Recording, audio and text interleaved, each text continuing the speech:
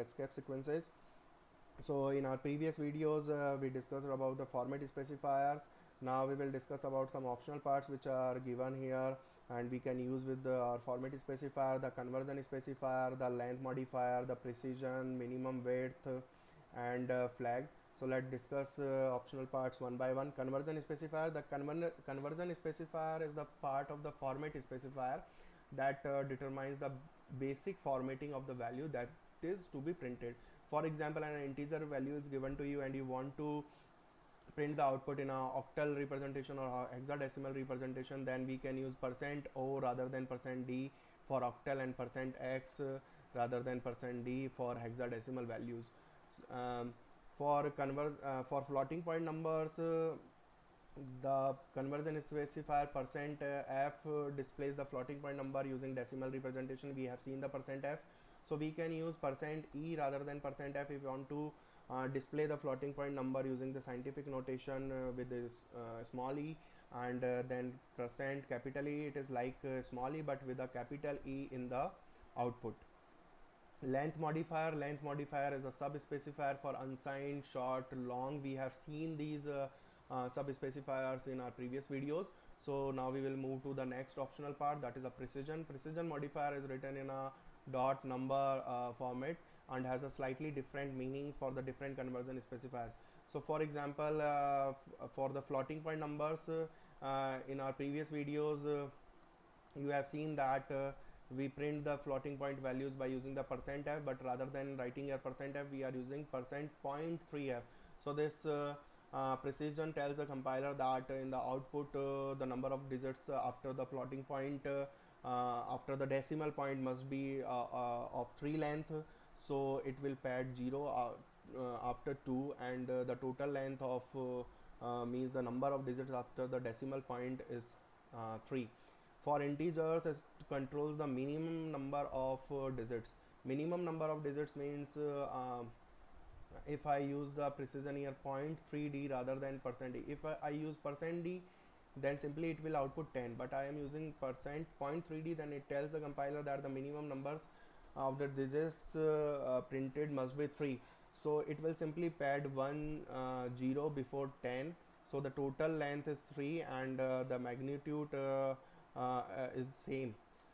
For a string, it controls the maximum length of the string. So a string of length 9 is given here, and we are giving the maximum length of the string to be printed, that is a point by using the precision 0.3. So it will print a string of length 3 here ABC. Now the width specifies the total number of spaces to use to print the number, filling in with the blanks if necessary. So here I am going to print a string with the total number of spaces 5. We are not applying here dot because it is a width optional part. So it will print ABC and the blank spaces go at the beginning by default because the total number of spaces are required 5. So 3 per the length of the string, and the remaining spaces will be padded like a blank spaces at the beginning by default. Then there is an optional part, that is a flag. So there are different flags are available. A minus sign can be used because the output is always right justified by default. If I want to justify it into the left, then I will simply put a minus sign, a plus sign to force a sign to be printed. So let's suppose if I want to print plus 10 rather than simple 10, so what I will do, rather than using simple %d, I am not writing the complete printf statement, I am only writing the actual part of that. So rather than use simple %d, I will assign a plus sign here. This is the optional flag part, so it will simple print the plus 10. 0 to left pad the numbers with zeros instead of spaces. Let's suppose you do not want to pad the spaces at the beginning, that then you will simply use 0 to left pad the number with zeros. Then there is a flag hash. It serves different purposes depending on the specifier used. So for octal or hexadecimal output, it specifies a leading 0 or 0 hex for the non-zero data values. With floating point types require printing a decimal point. printing a decimal point even if there are no digits following it. So these purposes can be solved with the flag hash. Then escape sequence.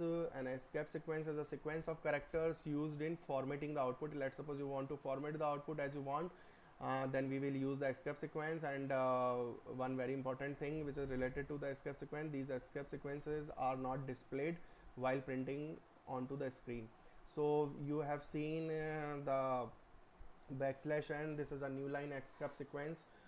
It was frequently used in our previous videos. So it is used to shift the cursor control to the new line. So we print the output, then we want to move the cursor to the new line, then we simply use the escape sequence backslash n. Rather than moving it to the new line, we want the cursor to shift the cursor to a couple of spaces, then we will use the horizontal tab escape sequence. Audible escape sequence, a beep is generated indicating the execution of the program to alert the user. Then there is a carriage return. We after let's suppose you are giving an output and you want that the cursor should move to the beginning of the current line. We have seen that two escape sequences prior, that backslash and it move the cursor to the new line, backslash t it moves the cursor to a couple of spaces. Now we want to move to the cursor to the beginning of the current line, then we will use the carriage return. Then we are using two backslashes here. You can see the escape sequences character is coupled with the backslash. So intentionally, if you want to print a backslash in the output, then you will simply use two backslashes. For example, you want to print in output backslash hello, then you will simply print it like backslash hello. You will use double backslash in your printf statement. Why? Because we want to print this backslash intentionally. So in the same way, if we want to print the single quotation mark intentionally, then we will use backslash single quotation. If we want to use double quotation mark intentionally, then we will use the backslash double quote.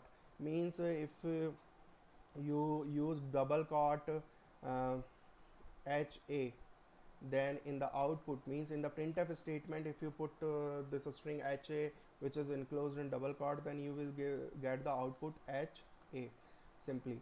But let's suppose you want the output double quote HA. You want this output, means you are placing this double quote intentionally in the output, then you will simply use in the printf statement like this double quote, then backslash double quote, then H A, and then you will enclose this whole string in the double quote. So these are the matching double quotes, and this is a string, and this backslash tells the compiler to escape this this symbol double quote and print it as in the output. Then the escape sequence null character, it is used to represent the termination of the string. Question mark, it is used to display the question mark, and backslash n an octal number, it is used to represent an octal number. Then escape sequence hexadecimal, it is used to represent a hexadecimal. Then backslash v, it is a vertical tab. We have seen the backslash t, that was a horizontal tab. If you want to give the tab in the vertical direction, then you can use vertical tab. Backslash b, it is a backspace. Let's suppose you want to move a cursor to one position back, then you will use the backslash b. It depends on the compiler whether that character will be deleted or not. Then escape character backslash e and form feedback page break backslash f. So as we will move towards the more topics in the C programming, you will find the use of these escape sequences at different point of time. So thank you very much listening me carefully.